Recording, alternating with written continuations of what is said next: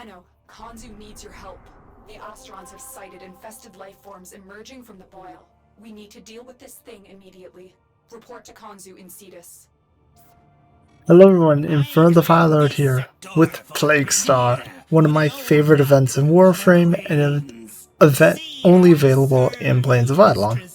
It's a really fun event, and it is the best Forma farm in the game.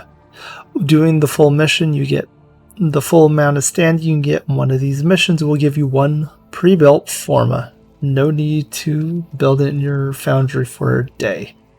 So two things you will need to do this event are Eidolon Phylaxis, which you can buy from Nakak, who sells the wards for this mission, and Infested Catalyst, which is something you get in your clan dojo in the infested room, actually. Obviously by the infested thing. These two things will help you get more standing and more points in each time you do the mission. So let's go to the Plains of Eidolon, and I'll show you how to do this. So first thing you do is talk to Kanzu and select the Plague Star mission. After that, you go into Plains, and you'll get your first mission, which is to collect a canister in a cave from Vehek. This canister is something you're going to be taking all over Plains with you. It's kind of funny and kind of what slows down this event, sadly. Once you finally get the canister, you go to the cave, and Lotus will show you how to go to a specific mixer that will mix the poison to kill the boil. At this point, the Phylaxis and Infested Catalyst I mentioned in the beginning will come into play.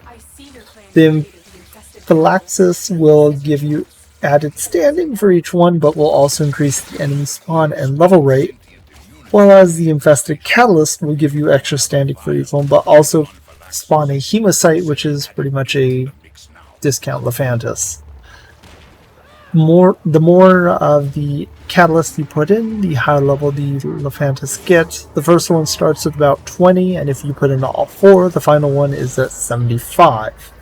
So keep that in mind. I definitely put in as many as you possibly can do, because it does give you a lot of added standing in putting in all of them. Putting in 4 both gives you 3,000 standing, or no, 2,000 standing, and the mission itself is 1,000. Anyway, after this, you just have to guard the thing. They don't really damage it all too much. It's a pretty easy defense. Once you're done with that, you find a drone with your little canister, and the drone will take the canister to the boil. Not sure why we can't just throw the canister into the boil, but you have to take it to the drone. The drone can be sped up a little bit. Volt does not work on it, nor does Wisp modes. However, you can Loki switch teleport or Nova portal it. Nova's portal is a little difficult because if you do not get it dead on the path, it will actually phase through and not work, so it's kind of a pain in the neck, but it is something worth trying. Once you finally get the teleporter or drone to the boil, it will phase into the boil, and you will start the final spot of the mission, which is pretty much murdering enemies. Now, if you did put in the catalyst, the percentage kind of varies when you'll get a Hemocyte. Because I put in all 4, I get one at each 25% mark. And here are the Hemocytes. The Hemocytes are okay to deal with. Either really high DPS weapons, such as things that have lower damage but really fast fire rates, work really well. Sniper rifles actually are not as good as I thought they would be. Shotguns are okay, so something like Comb that has a lot of pellets works decently well.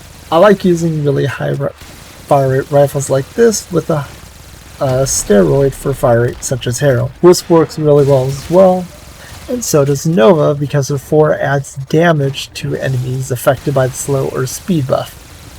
So it is a kind of nice way of speeding down the enemy. Harrow also works really well in my opinion because of his heal, same as Wisp.